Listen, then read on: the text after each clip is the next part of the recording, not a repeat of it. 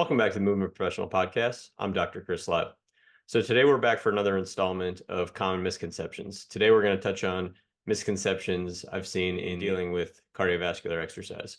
So the number one misconceptions that I see with cardiovascular exercise is that cardio has to equal hard work. So although there is certainly some effort that has to be put out through cardiovascular training, it is not synonymous with hard work. And I think this is an important misconception because you cannot equate cardiovascular effort to just a feeling of working hard. Really, when we're looking at cardiovascular effort, we're going to be looking at targeted effort. So sometimes that targeted effort is going to be very moderate to maybe light intensity. And sometimes we're purposely going to push it to be a little bit higher intensity. But it is not the same thing if we just feel like we went out and we worked hard and we did something in a workout that made our heart beat fast or made us feel like we were breathing at an increased respiratory rate. That doesn't necessarily mean that we're doing cardiovascular training at all. And when we're looking at cardiovascular training, what we're trying to do is several things, but number one, we use the term cardio means heart. We're trying to do things that improve the function of the heart.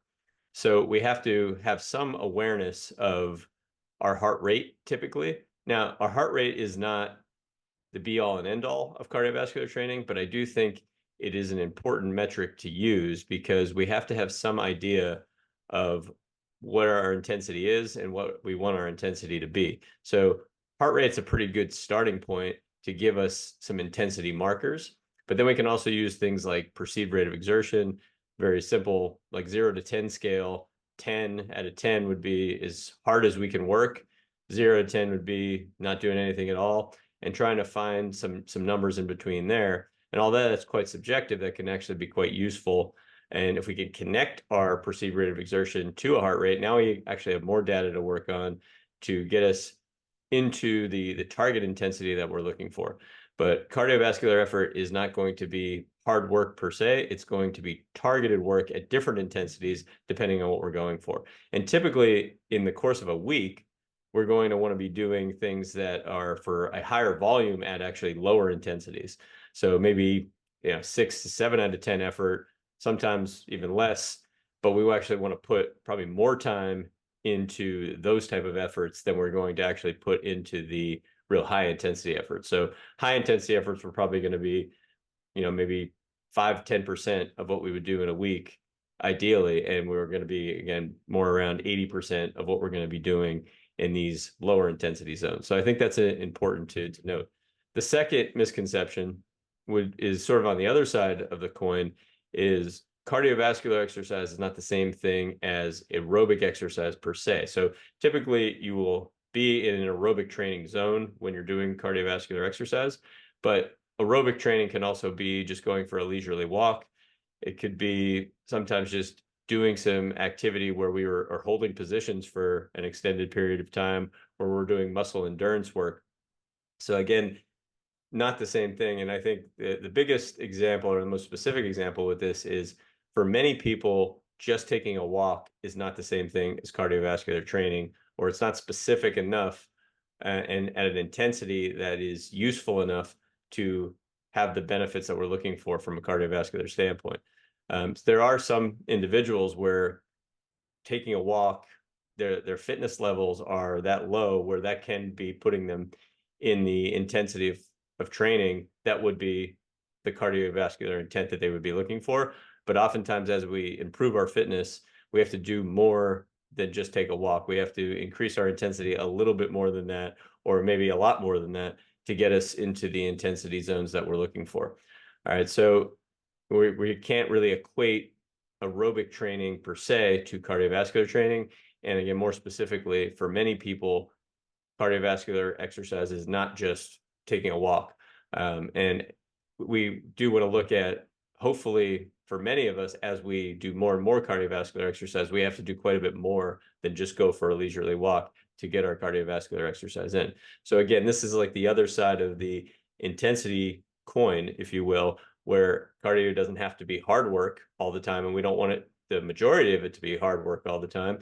Where here we have to work hard enough, though, that we actually give ourselves maybe a stimulus that gives our cardiovascular efforts past that 5, 6 out of 10 effort.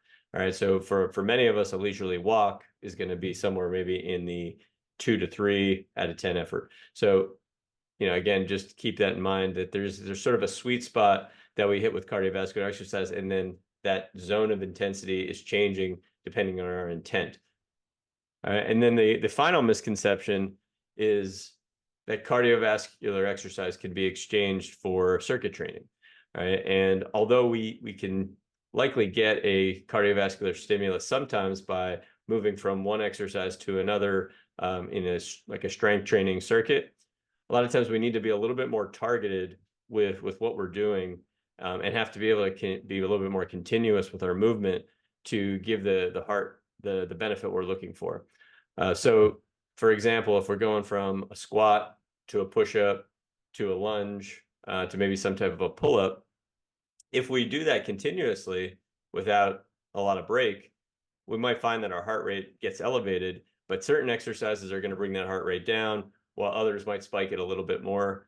And our intention is really not going to be to keep that heart rate in a certain zone or keep that intensity in a certain zone, but it's really just continuous movement. And there's absolutely nothing wrong with that. And I think circuit training is quite useful, but I think it's important not to equate it to doing cardiovascular exercise or try to exchange cardiovascular exercise, specific targeted cardiovascular exercise, for circuit training. And I've certainly made this error. I've tried to push the limits on this at different times in my life just for efficiency purposes, and really have seen the difference in putting more targeted cardiovascular exercise into my training regimen and separating it out from trying to make circuit training that is also strength training and metabolic training and kind of a bunch of things all mashed into one, and try to also make that my cardio. So I do think there needs to be some separate intentions when we're looking at cardiovascular exercise that can't connect to some of the benefits that we might get from strength training or power training or even just general metabolic training. All right, so again, what all of these things boil down to is we have to have some type of metric for our intensity that we're looking at and we're trying to sustain for a certain period of time. So again, the lower intensities, we're going to probably want to sustain for a much longer period of time. And if we look at some of the guidelines that are out there, we get from the American Heart Association 150 minutes of moderate intensity exercise per week. That's a good place to maybe put our efforts in this kind of 5 to 6 to 7 out of 10 range, which some people will consider like a zone 2 effort. But with whatever the terminology is that you use, that's going to be definitely your moderate intensity work, that you have to have some type of metric, whether it is this RPE scale or it is a heart rate zone that's maybe in 60 to 70% of max effort, somewhere along those lines, and that we're sustaining for a certain amount of time in a session, but also per week.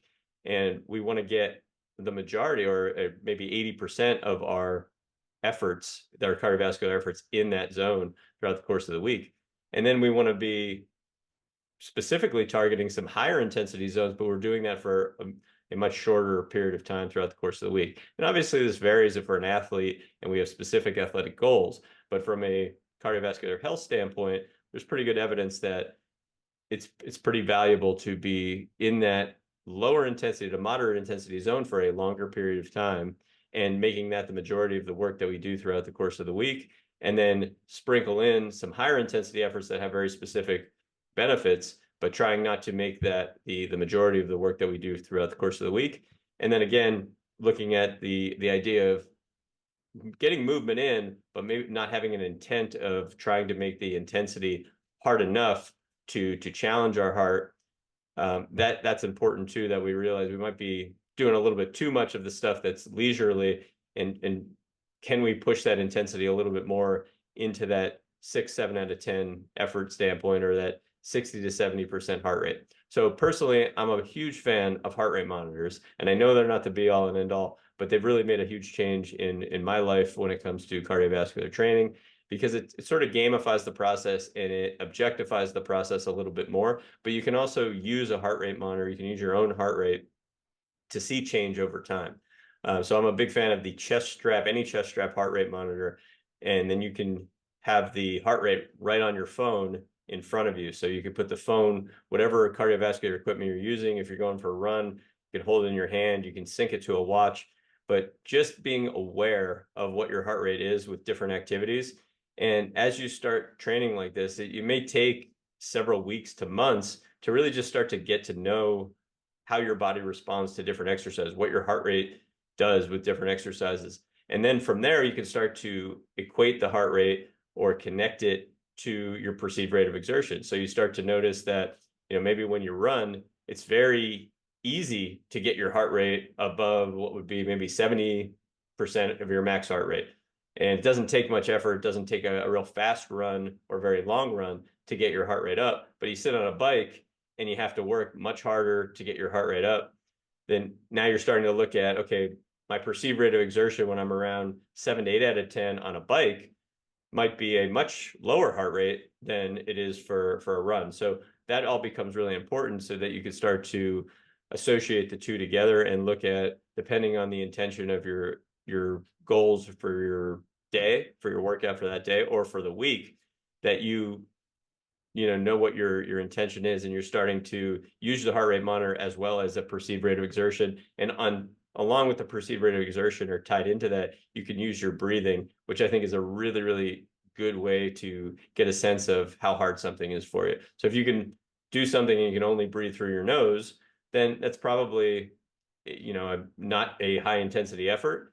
But if you can breathe through your nose, but you're feeling like you want to start breathing through your mouth, that could be maybe your moderate intensity exercise that you do for your longer bouts throughout the course of the day. So using a nasal breathing strategy for those moderate intensity exercises can be quite useful, or a conversational pace with your breathing, where you can hold a conversation, but maybe your conversation is, somebody could tell you're exercising, but you can still hold that conversation.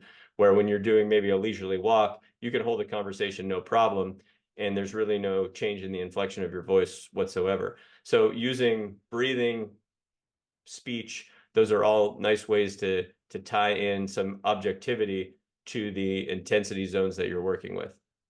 So in summary, we kind of have to find a sweet spot with the intensities when we're looking at cardiovascular exercise. It doesn't have to be hard work all the time, and it shouldn't be hard work all the time, but it has to be hard enough that you're getting a stimulus for the heart. And I think the most important thing is know what your intensity zone is and have a specific intent every time you go out to train, and give yourself goals, not only for the workout, but also for the week. I think weekly goals for cardiovascular training are so important, to say, like, I'm trying to accumulate time in different intensity zones throughout the course of the week, and see that change over time.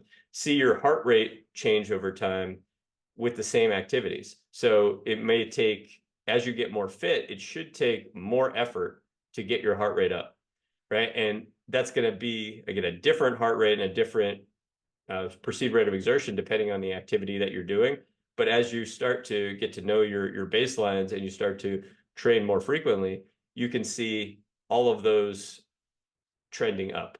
That it takes a little bit more effort, or a little bit more output, more wattage, more speed, to get your heart rate up, where before it was a lot easier to do so. All of that is a sign of improved fitness, and usually a sign of improved health. Hopefully that was useful. If you have any questions, please reach out at movementprofessional.com. I'll be happy to get back to you, and we can extend the conversation farther.